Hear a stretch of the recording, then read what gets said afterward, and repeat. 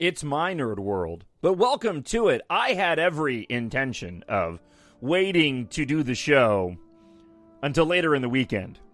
But after watching the Episode 1, Chapter 9 of The Mandalorian, Season 2, first thing this morning, yeah, man, there was no way that I could wait. I am so over the moon happy with how that episode turned out. And I want to get into all of it right now and not waste any more time. I'm glad you're with the show. I'm glad you're going along for the ride. And I hope that you have as much fun listening to this as I do recording it.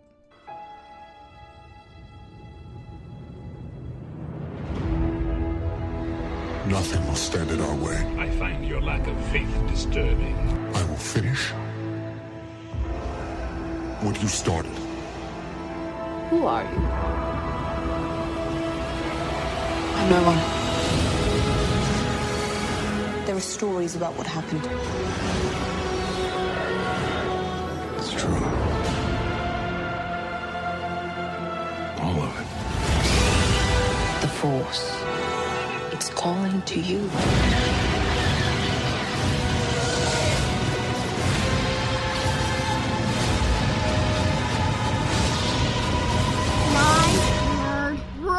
Just let it in. A Star Wars podcast, and I'm your host, Jon Justice, and I'm glad you're with the show this week, and that was so much fun. I've watched the episode twice now, and I'm talking about The Mandalorian, Season 2, Episode 1, Chapter 9, and it did what I have been waiting so long for the Disney-era content to do. And this might be a slightly unfair statement because it's not like they didn't do things like this in the first season of The Mandalorian. But it just seems like this opening chapter of Season 2 really did embrace this idea of bringing in aspects of all the Star Wars content into The Mandalorian and taking advantage of just amazing opportunities. I am not one of those fans, and if you've been listening to the show, you know this. Look, I'm not one of those fans that gets uptight about fan service, okay? I'm just not. I don't go down that road. It should be fan service. I mean, us fans should be happy, and just because you pull out a reference of something that came before it, and hardcore fans are more than likely going to be the ones to attach themselves to it and recognize it and understand it and get excited for it. I know that's what a lot of people label as fan service. I don't see that as a negative at all. I see that as, no, man, this is the universe we live in. Of course we should be seeing references. Of course we should be taking opportunities to look at what has come before what we're making now and then capitalize on that. Because it is for everybody. It is for the hardcore fans, and it is for new fans. So for new fans, they're not necessarily going to recognize some of these things that I'm going to zero in on and talk about that got me so giddy watching this episode. But for fans like me, and I imagine for fans like you, you're going to key in on it. You're going to recognize it, and it's going to bring another layer, not only to The Mandalorian, but to that past content. Finishing this episode, I want to go watch The Phantom Menace. I want to go watch Attack of the Clones. I was stunned. My jaw was dropped at seeing some of the things that I saw on screen that I hadn't even thought about. Playing with original trilogy characters in a way that I never realized I actually wanted to see. I'm hesitant to say that this was my favorite Mandalorian episode so far. Having watched Season 1 over again over the course of the past week, that last episode of Season 1 that Taika Waititi did is still, I think, hands down my favorite episode for a lot of different reasons, and I covered that at length in a previous podcast. But this particular episode really might end up eclipsing that. It might. It hasn't yet.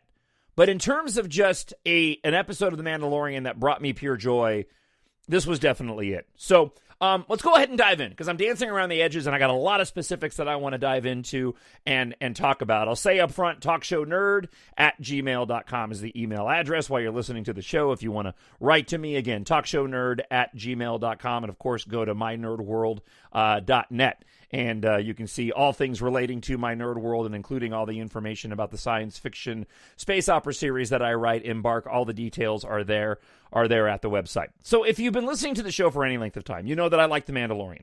Okay, I gravitate more towards the movies in terms of my number one Star Wars content. But I really did enjoy that first season of The Mandalorian. It wasn't like high up on my list of the greatest Star Wars thing ever, but I've watched every episode probably 5 or 6 times at this point in time. Like, I consume most of my Star Wars, and I've talked at length about The Mandalorian over the course of past episodes, so I don't want to tread over old ground. As I've been saying over the course of the past few weeks, I very much was I'm wording that wonky. I had a theory that Season 2 was going to be reminiscent of The Empire Strikes Back in the same way that Season 1 really felt like an homage to A New Hope. And so far with this first episode, it has kind of done that. We're diving in a little bit deeper into the characters. The action is paced a little bit faster. At least that was my impression. And I just get this feeling that we're going to be diving further into lore, and we certainly did in this episode. The cold open of the Mandalorian arriving on this planet that obviously is a rough planet, and we saw a lot of this footage in the first teaser trailer, where he goes in to the fights of the Gamorrean guards fighting, and he's there with the Abyssian trying to get information. The opening of the episode is probably my least favorite part of the episode. I felt like it was paced perfectly, and it certainly set up the rest of the episode nicely. It wasn't too long, right? It wasn't too short. It served its purpose. And again, this is all spoilers. I'm just putting that out there right now. So if you haven't watched it yet, go watch it and come back and listen, because I'm going to get full into spoilers. My favorite part, or parts of that cold open, were what we saw in the trailer of the child clicking his little floating home shut, and then at the very end of the cold open, before we got the intro of the Mandalorian, where the Mandalorian shoots out the light after he has the guy hanging upside down, and the creatures of the night with the red eyes come out, presumably to go and attack him. That really sealed the deal in terms of that sequence for me. But then we actually get into the episode. And from the arrival to Tatooine until the end, I have absolutely no complaints whatsoever. I love the fact, and I never thought that I would ever say this, because Tatooine we've visited so many times, in so many different ways, in so much Star Wars content, but I was actually excited to return to Tatooine. I was excited to get back to the same docking bay that the Mandalorian had arrived in the Gunslinger, to the same attendant and the pit droids. We get a little character arc there of the Mandalorian, who now is okay with the pit droids taking care of the Razor Crest. We get some comedic moments with the pit droids, which harken back to the Phantom Menace. And it's interesting to me, because there are so many callbacks and references to past Star Wars. And like I said at the start of the show, what I love about that is it not only adds depth and fun and excitement to this new content we're watching, it does the same thing for the old content.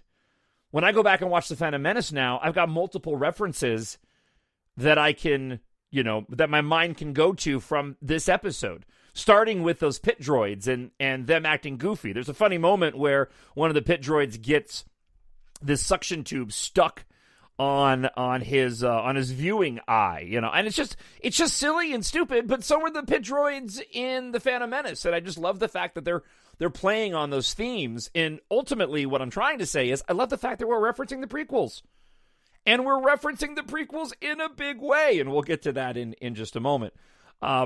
We get to see R5-D4, and for me, R5-D4 when I first saw the original Star Wars was almost cooler than R2-D2. R5-D4 was one of my favorite action figures when I was a kid. And I think it was because he wasn't R2-D2. R5-D4 told me as a kid that there were other droids out there. And he was kind of like, oh, the little guy who had a bad motivator, right? And oh, that poor dude. And so to see him return, because he was in season 1, and then to actually have him interact with the Mandalorian and the mechanic and bring up this holographic image of Tatooine, it was just awesome. It's just pure Star Wars, and it was so much fun. We get the Mandalorian getting on the speeder bike from the Gunslinger episode from season 1. Traveling, out into the Tatooine desert. I love all the interactions with the Sand People. I love the fact that the Mandalorian has now taken the Tusken Raiders, and I don't want to go so far as to say humanized them, but they kind of have. We understand them more. We learn how they communicate. We learn how they talk to each other. I love the fact that the Mandalorian can communicate with them. These aren't sort of mindless monsters and savages that we thought that they were. And while we had glimpses of that in past Star Wars material, the fact that we get to spend so much time with these Tusken Raiders really does elevate not only what we saw in the prequels and Attack of the Clones, and we'll get back to that, but certainly in the original trilogy as well. And I remember as a kid, every facet of A New Hope, because A New Hope was very, comparatively speaking to all the rest of the saga films, A New Hope was minimal. I mean, that's part of the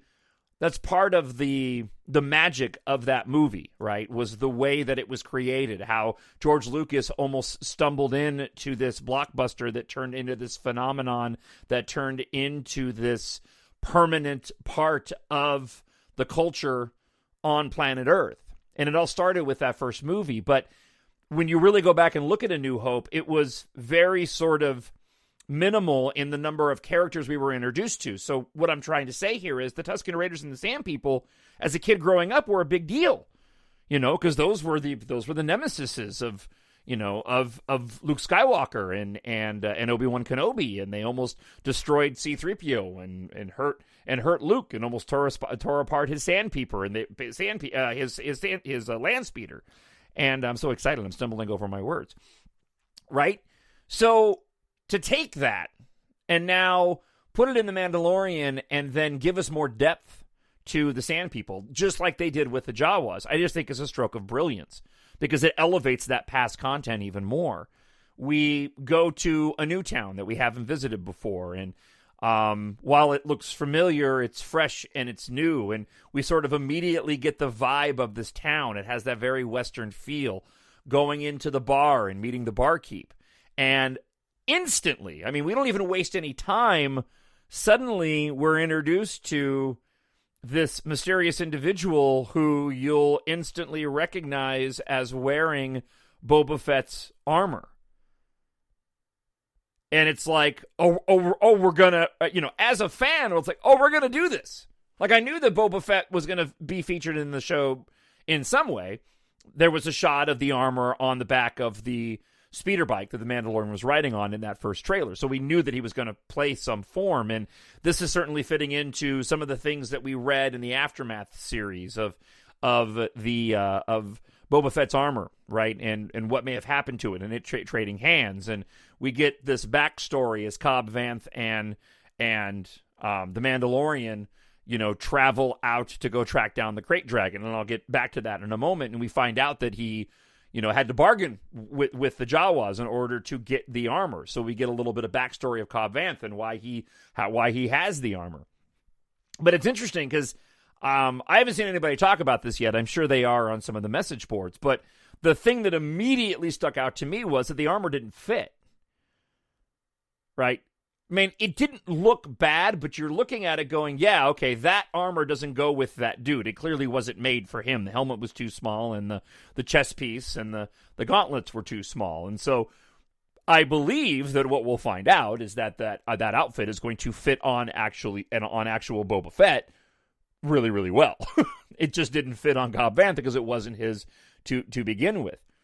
What I love about this plot point is that we end up getting a character in the Boba Fett armor and essentially Boba Fett action in one episode of The Mandalorian that was longer than what we got of all of Boba Fett in the original trilogy.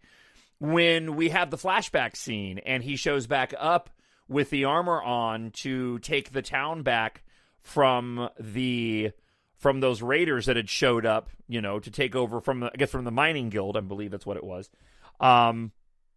It was awesome to see somebody in the Boba Fett armor, gunning down bad guys. That was really, really cool.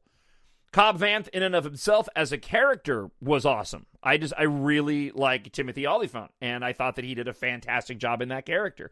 And I hope that we end up seeing more of him.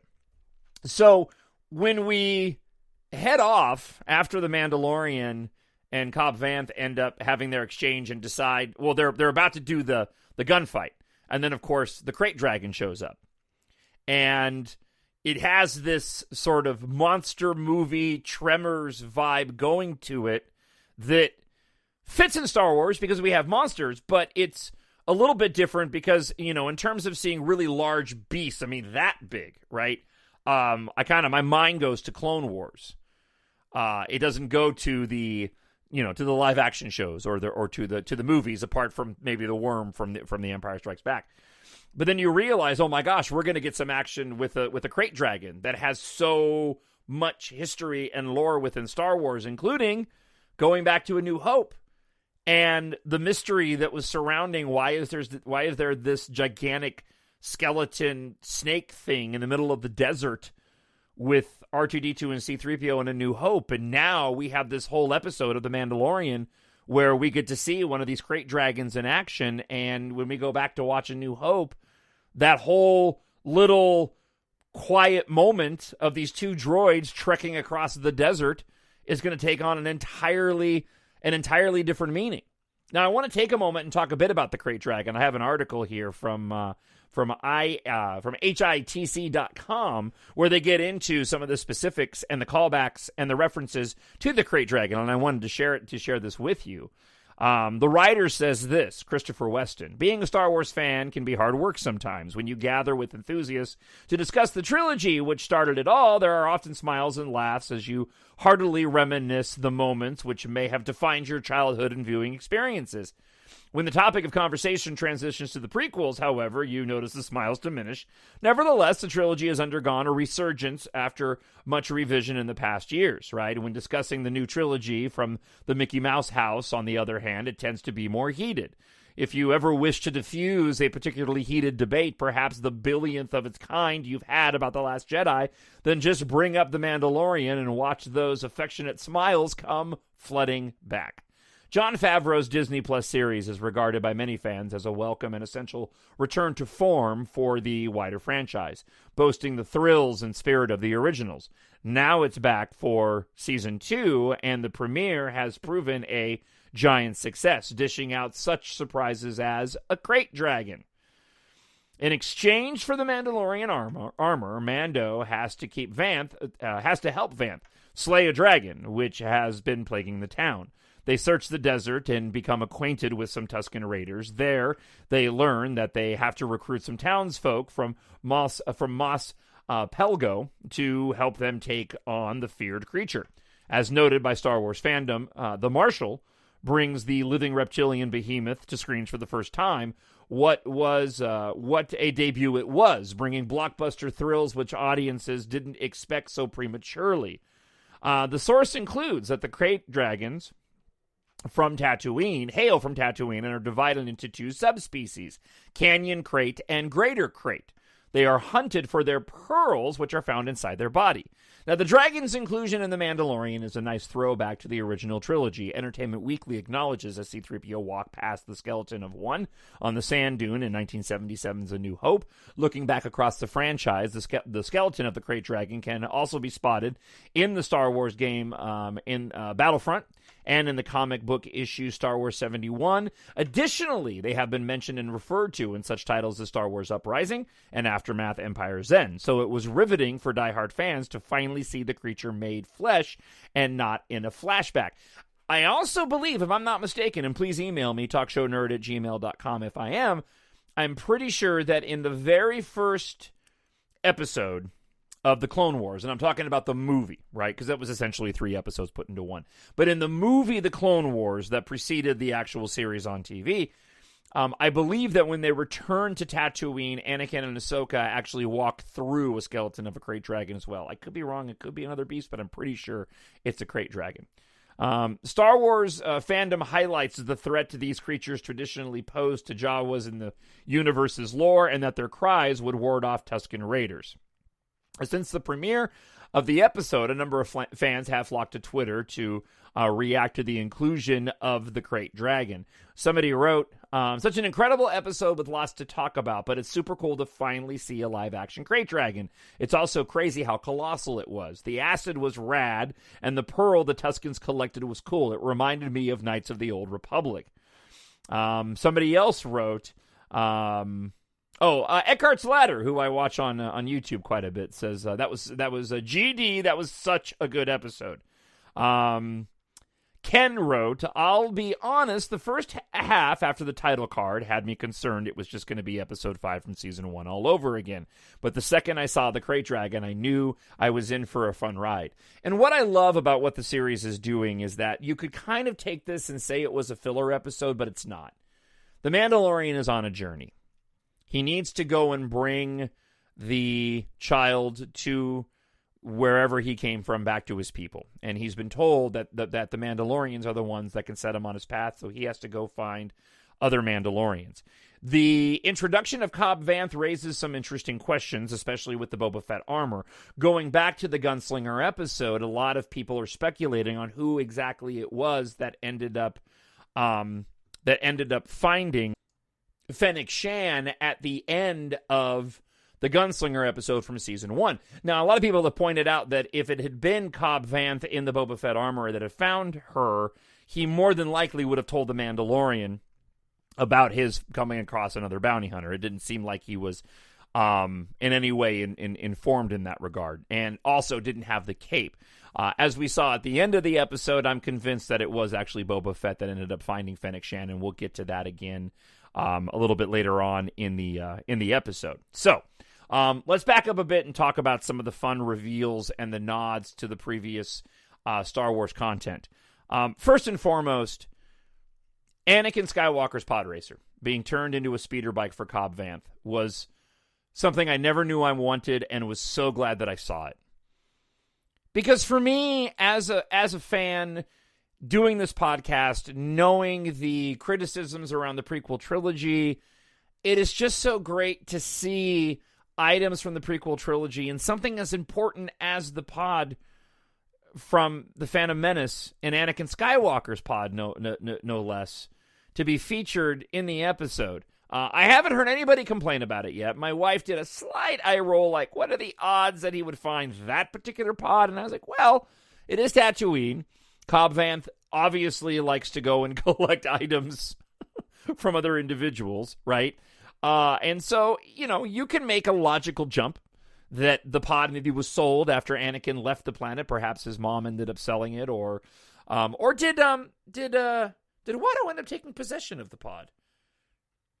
I'll look that up later on, because I don't know. Do we know the fate of the pod after the pod racer, Anakin's pod racer, from the film? I'll have to look that up. TalkShowNerd@gmail.com if you got a quick answer for me. That way I don't have to look it up. But just seeing that throwback and that specific pod and seeing it being used in a different way in this new content and in this new content was just absolutely thrilling to me. The Sand People dogs from Attack of the Clones. And not only that, the village of the Sand People looked just like it was lifted from Attack of the Clones. Now, I've said many times, I love Attack of the Clones. I really love that film. I know that it has somehow landed on most people's most least favorite Star Wars film, but I personally just love that movie. I love how epic it is in scope. It is one of the, next to Revenge of the Sith, in terms of its scope and where you go, that is an expansive space opera Star Wars film. I had the action, I still have them. I have the action figures for those dogs and those Tusken Raiders. And so to see them, and then to see these versions of them, and then to see the Mandalorian being able to speak with them, on top of all the callbacks to the Crate Dragon cries, which, of course, go back to A New Hope and Obi-Wan Kenobi walking into the canyon to scare off the Sand People, and the controversy around the constant changing of how Obi-Wan Kenobi's voice sounded when he does that scream. They actually included that scream in the episode along with the original screams.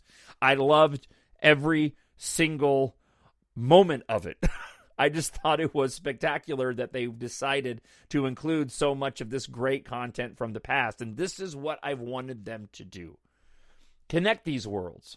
Bring them together, right? Take advantage of the opportunities that we have. I wrote a non-spoiler review at mynerdworld.net on today's blog, and I'd like to encourage you to go and check it out. So I won't repeat everything I said with that. But I didn't quite understand, and I was kind of scratching my head, why Disney and Lucasfilm decided to do avatars for IG-88 and Boba Fett in Din Djarin, The Mandalorian, and IG-11.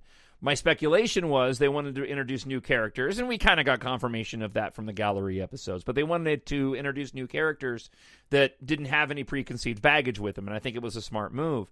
But what I love now is that I totally understand why they did that now, and I'm glad that they did that now. And it's providing us the opportunity to tell these other stories of these other characters with this new character that we have now. Like, I never thought that I needed to see the Boba Fett armor on somebody else and in action with the Mandalorian.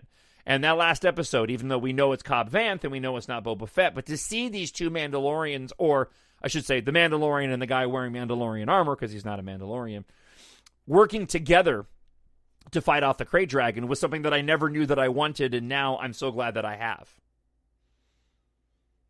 That was an incredibly well executed action sequence at the end of the movie, and it completely pushes away any sort of thoughts that I may have had or concerns about using the volume. The way that they use this new technology to film this show and how they've been doing other shows as well. As a matter of fact, I guess the new Batman movie with Robert Pattinson is apparently going to use the same type of volume technology for filming of it. There's no way you would have known that. This was an incredibly large and epic episode, even though it was taking place on one planet, and I thought the special effects were spot on. The entire battle with the Crate Dragon was exciting. It was thrilling, and I can't wait to see where we're going even further in this series based off of this first particular episode. So I loved it. And this has really raised my expectations and my joy of this show more than I could have ever expected. Because this is what I wanted Star Wars to do. You know, we have so much great content out there. Utilize it. Grab onto it. Wrap your arms around it. Give us those references. Don't be shy about doing it. Go for it.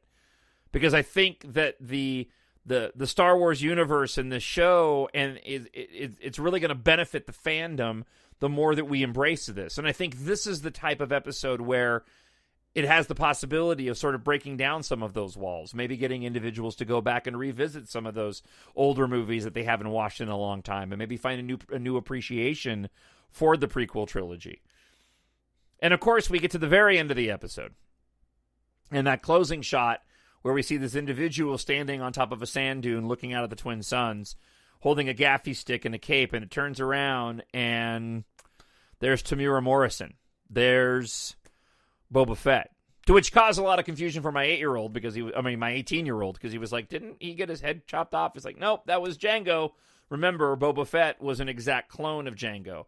I love how loved Tamura Morrison is within the fandom, and how thrilled everybody was to see him. And obviously, I'm incredibly curious where they are going to end up taking this character.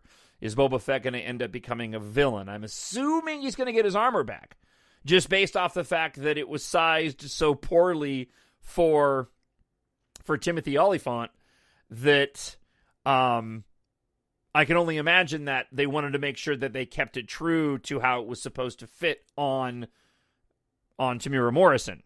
And so I imagine that they didn't just introduce him at the end of this episode and just to never see him again. No, I think that we're going to get a lot more of Boba Fett, and whether or not he's able to help the Mandalorian remains to be seen. But there's an opportunity there, considering that the Mandalorian is looking for other Mandalorians to help him learn more about the Jedi in hopes that he can get the child back to his own species. And who have we met thus far in The Mandalorian that knows more about the Jedi right now than that quick cameo that we ended up getting of Boba Fett at the end of the episode, because he's got a lot of experience with the Jedi, right? So, man, I'm really glad we're doing it week by week, because if we weren't having an episode week by week, I would have binge watched the whole thing. And honestly, I love the fact that for the fans, for me and for you who listen to podcasts, who do podcasts, we have the opportunity now to every week come back and talk about it, where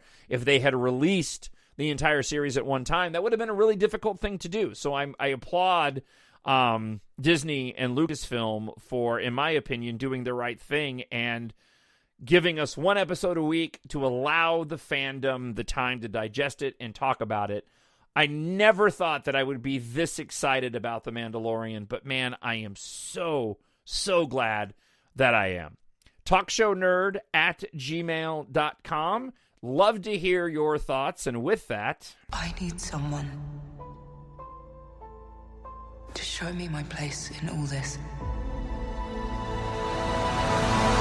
let's get to some listener feedback this week. Just got a couple, because I just did a show a couple days ago, but we'll start off with a friend of the show, Irene Davis, who simply writes, as always, keep up the good work. Thank you very much, Irene. I appreciate it. Friend of the show, Jennifer Oliver, says, Mandalorian Season 2, first episode, ! Doing a group watch on Disney Plus Friday morning with friends. We're super excited for it. Thanks for the show, John. I hope you enjoy Season 2, first episode. Thank you, Jennifer. Always great to hear from you. She's been with the show pretty much since the beginning. Star Wars Endgame writes this. John, what do you think about this? If Disney puts out a new trilogy and moves forward with Rey's story, do you think Disney will go with the Roman numerals or use a subtitle to apply to the trilogies henceforth, such as the book series have, especially the old EU, such as Legacy of the Force, Fate of the Jedi, New Order series? Would like to hear what you think about that. Thanks and great show as usual. Thank you, Star Wars Endgame. Look, my expectation for another sequel trilogy, because I believe we will get an episode 10, 11, and 12 at some point in time. How long Disney waits, who knows? But I believe it eventually will happen.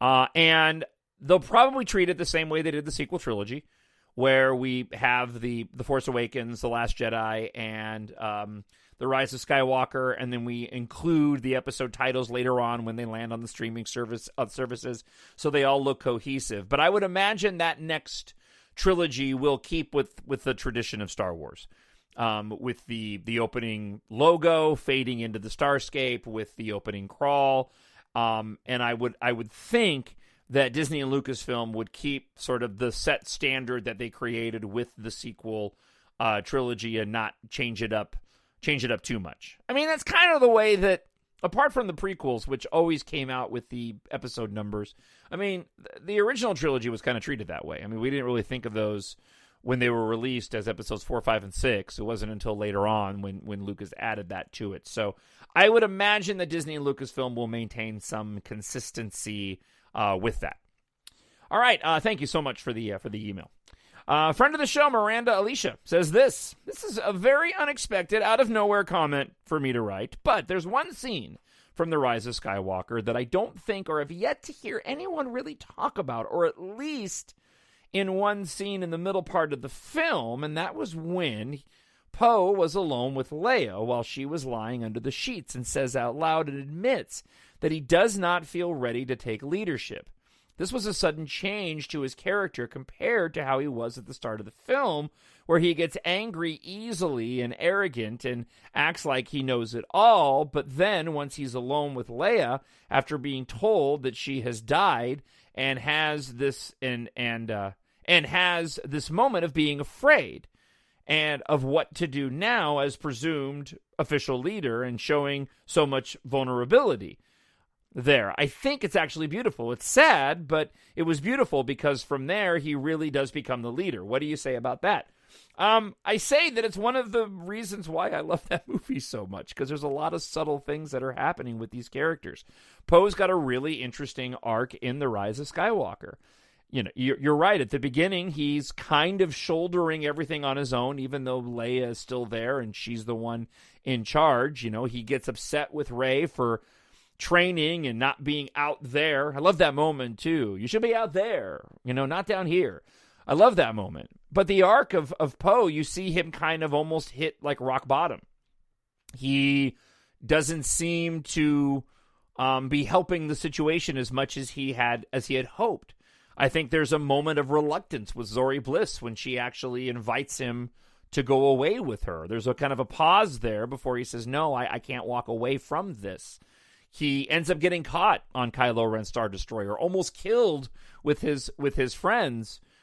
So he's almost failing at this point in time. You know, the Falcon's busted. It crash lands on the planet where the Death Star 2 wreckage is, and he has that exchange with Finn, you know, where he says, "Well, I'm not Leia," and Finn goes, "That's for damn sure." I mean, it really knocks Poe down a peg, and so you're right. He has this arc of sort of confidence and frustration that slowly goes down and down and down to the point where he is left in charge, and he doesn't know what to do. And we get that beautiful moment of Lando coming in and, you know, who's ever ready, right? No, I think it's a really good point. And I'm really glad that you brought it up. As I keep saying, I love that film. And I think it's really unfortunate that there was so much baggage going into it because of, you know, the sort of divide within the fandom of what The Last Jedi did. I think that taint was that was hard to wash off getting into The Rise of Skywalker, and it had a lot of heavy lifting to do for a lot of people in the fandom. For a lot of people in the fandom, it had to, in their minds, not mine, but it had to redeem what they didn't like about The Last Jedi. And then for another portion of the fandom that loved The Last Jedi, it needed to fulfill what those expectations were, and that's just kind of an impossible goal and task to live up to. I personally thought that J.J. Abrams and Chris Terrio did a masterful job in The Last Jedi. The Rise of Skywalker are two of my favorite Star Wars films of all time. I love The Force Awakens, but I kind of love The Force Awakens the same way that I love A New Hope. They're fantastic movies. I love Star Wars films, but they serve a definite purpose. If I'm going to go and just watch a Star Wars movie, I'm going to default to an Empire Strikes Back or an Attack of the Clones or a Last Jedi or a Rise of Skywalker before I am A New Hope and The Phantom Menace or The Force Awakens. All right, one more email, and it comes from Patrick, who writes this. All I can say, John, is it's been a long time. He's a friend of the show. Been a long time. I had some catching up to do and finally caught up on your podcast prior to The Mandalorian starting. The past couple of months of shows, as always, have been great. Again, love the positivity you bring. Thank you, Patrick. Also, I have to say, you responding and refuting negativity, I don't find negative, so don't ever think you're going down a path like that. Many other podcasts, as you have mentioned, do. It's the reason, frankly, yours is the only one I currently listen to regarding Star Wars. Thank you so much, Patrick. I appreciate that. Now, on to the topic of my email. What a first episode of The Mandalorian. They had so many things that made a such good episode from start to finish. It was nonstop. Love seeing the crate dragon alive and hearing about the empty Sarlacc pit if a Sarlacc is eaten. Also loved the Easter eggs of Anakin's pod racer being turned into a speeder bike. Without knowing, Cobb Vanth was the greatest fanboy collector in Star Wars universe. He had Boba Fett's armor and Anakin's pod racer. About the only thing he didn't have was a lightsaber or something from Darth Vader. Can't wait to hear your review. Hope you enjoyed it of the show. And as always, look forward to your podcast. May the Force be with you. And this is the way, Patrick. Thank you so much, Patrick, man. I really do appreciate it. And look, that wraps up the show for this week. I do hope you enjoyed it, and I hope that you found that episode as thrilling and filled you with as much joy as it filled me. To say that this is an incredibly stressful time right now is an understatement. I am going to do the best that I can to get away from all this stuff this weekend, heading into next week, because nobody knows what next week is going to bring. And holy cow, what a week this week has been. It's 3 o'clock now, and for some reason I'm thinking that the madness isn't even over today on Friday. So, as I always say, I hope wherever you are listening to the show, I hope you're healthy. I hope you're happy. I hope you're safe. I don't get political on the show. I'm not going to do that now. I'm just going to say that life is a lot more than all the things that are dominating life right now. And that's what I tell myself every day. That's what I pray every day. That's what I tell I tell my family every day. There are important decisions to be made, but ultimately the most important thing for me, and I believe for you listening, is, your family, the life that you live, and regardless of the outcome of any election at any point in time, right? Sometimes it doesn't feel that way, but man, Star Wars certainly does help to remind me about, what life is all about. It is about family, and it is about friendship, and it's not about the things that dominate the news cycle. And Star Wars is one of those things that can bring everybody together. I'm so happy that everybody loves The Mandalorian. I wish the fandom loved the sequel trilogy as much as they love The Mandalorian, but hey, man, that's fine, because people really seem to love The Mandalorian and the Star Wars content we're getting. And watching this episode gave me so much faith in the future of Star Wars moving forward, man, because they're pumping out some amazing, amazing content right now. And this fanboy, this uber Star Wars fan, couldn't have been more happy. And we'll be watching that episode again tonight at some point in time. So that's it. Have yourself a fantastic week. If it's one of your first times listening to the show, thank you for checking it out. If you're thinking to yourself, wow, I really dig the show, how can I support it? You can support it by checking out my science fiction space opera novels. I have 3 books that have been released in my series, with the 4th book that's being edited right now, and a 5th one that the first draft has just been finished on. You can get more details by going to mynerdworld.net. The series is called EMBARK. There's EMBARK Book 1, Book 2, Treasure in Darkness, and EMBARK Book 3, The Vanishing War. They're all available in ebook, paperback, and audiobook. And right now, the audiobooks for Books 2 and 3 are $2.99, and the ebooks for Books 2 and 3 are $2.99. The ebook for Book 1 is just 99 cents, so you can go and check it out.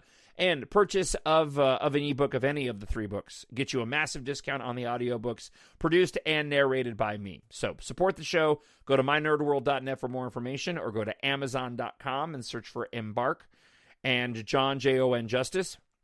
If you have not left a review and you've read the books, please go and leave a positive review if you enjoyed them. It would mean the world to me. I need as many reviews as I can get. And definitely check out the audiobooks. You like listening to audio or listening to this podcast. If you haven't got the audiobooks yet, go and check them out. As a matter of fact, I still think there are some free codes available on the My Nerd blog at mynerdworld.net from, I think, 2 or 3 blogs ago. I put up about, 20. I think I put up 20 free audio codes for Book 1. So if you head on over there, start testing them out. I'm pretty sure a couple of those have not been redeemed yet. So just keep going down the list until you find one that works. You can get a free audiobook, 12 hours of content of me talking science fiction space opera. All right, that's enough promotion on my books. Have yourself a fantastic week. Again, it's going to be okay. Regardless of what happens or what you hope happens, I'm here to tell you it's going to be fine. I promise. I do. I really, really do. All right, I'll talk to you guys again next week, where we talk to you from your listener feedback at TalkShowNerd@gmail.com. And Chapter 10, man. I can't wait. Bring it on. The Force will be with you. Always. My Nerd World.